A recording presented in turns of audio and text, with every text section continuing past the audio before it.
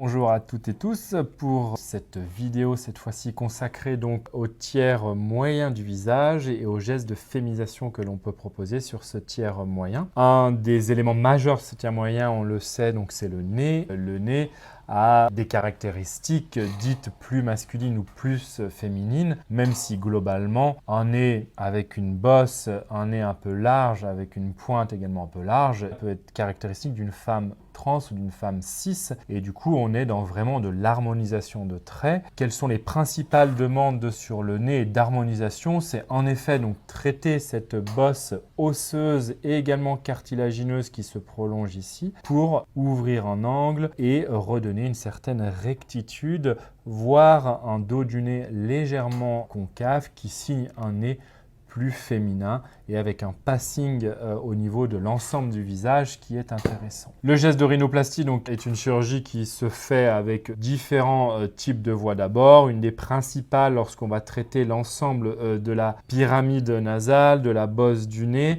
va se faire par une mini cicatrice au niveau de la columelle qui est cette partie horizontale du nez avec des cicatrices ensuite qui vont se fondre à l'intérieur des narines. On va également proposer de diminuer la largeur du nez, de la pyramide nasale, en cassant l'os de chaque côté et en le diminuant de largeur pour vraiment répondre à un nez plus fin globalement, sans bosse ou en dos du nez plus droit, voire un petit peu plus concave, et une pointe également la plus petite possible.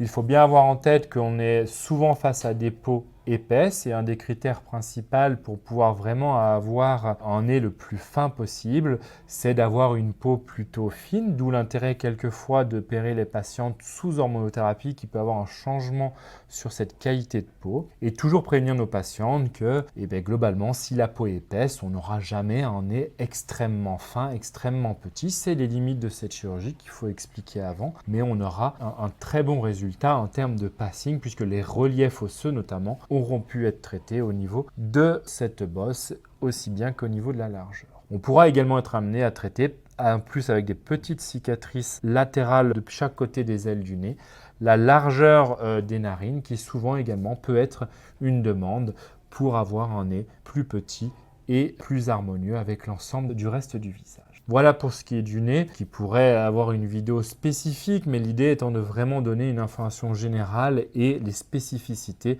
de la rhinoplastie en féminisation faciale.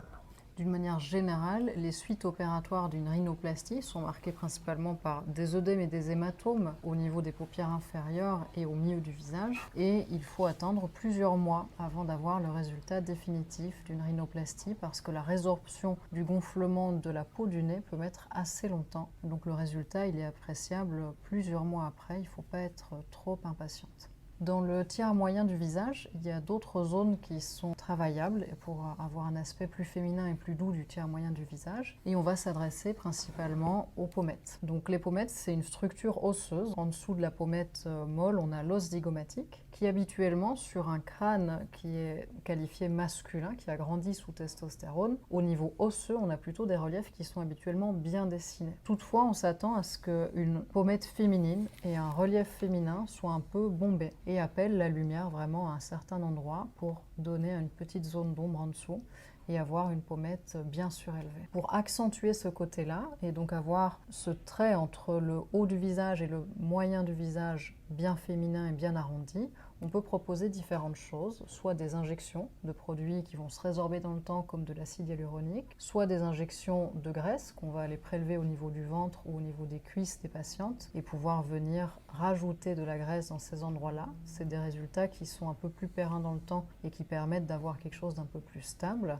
Et les autres possibilités sont de venir à ces endroits-là ajouter un implant qui peut venir se fixer au niveau de l'os et qui est designé sur mesure préalablement à la chirurgie. Les implants sont des procédures évidemment plus chères parce qu'elles nécessitent la construction et l'impression d'un implant, d'une prothèse tridimensionnelle qu'on va venir mettre en place. Il y a évidemment plus de risques d'infection en y mettant du matériel étranger. Par contre, le résultat peut être parfaitement calculé à l'avance et être parfaitement stable dans le temps. En effet, un implant ne va pas du tout se résorber. Les implants qu'on met au niveau des pommettes sont habituellement mis par voie intraorale et ne créent donc pas de cicatrices dans le contour des yeux. Au niveau du tiers moyen du visage, la dernière étape qui nous fera la transition avec notre prochaine vidéo, ça va être de parler de la lèvre supérieure. La lèvre supérieure, habituellement chez un homme, est un petit peu moins dessinée au niveau de la lèvre rouge. On s'attend dans un visage féminin à avoir une lèvre rouge un peu plus présente, plus éversée, et une lèvre blanche, c'est-à-dire la distance entre la base du nez et la lèvre rouge qui n'est pas trop longue. Souvent, c'est quelque chose qui s'agrandit aussi, la lèvre s'allonge avec le vieillissement. Et donc la procédure qui nous permet de rajeunir à la fois la lèvre supérieure et d'apporter un aspect plus féminin, c'est ce qu'on appelle le lifting labial.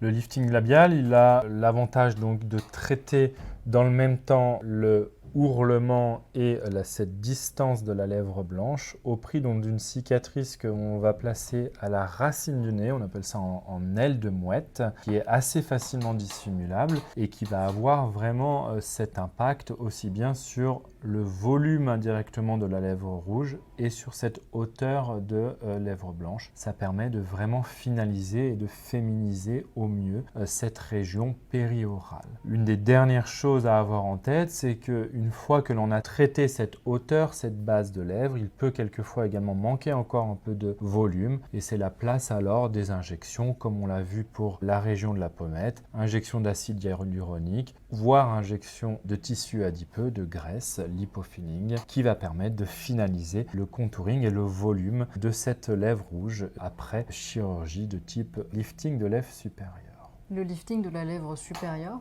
permet aussi de mieux exposer les dents. Alors, à la fois au repos, quand on a la bouche un petit peu entrouverte, si on a une absence totale de visibilité des dents, c'est quelque chose qui donne un aspect au visage un petit peu vieillissant et un petit peu plus masculin. Récupérer visuellement des dents présentes au repos et au sourire, d'avoir un sourire un peu plus complet, c'est aussi un des avantages que présente le lifting labial. Toutes ces chirurgies dont on a parlé pour le tiers moyen du visage, elles sont habituellement faites en chirurgie ambulatoire. Si elles sont faites isolément, de temps en temps, elles sont combinées avec d'autres gestes chirurgicaux qui peuvent nécessiter une hospitalisation. Et donc, ça dépend un petit peu du planning chirurgical qui a été défini avec le chirurgien.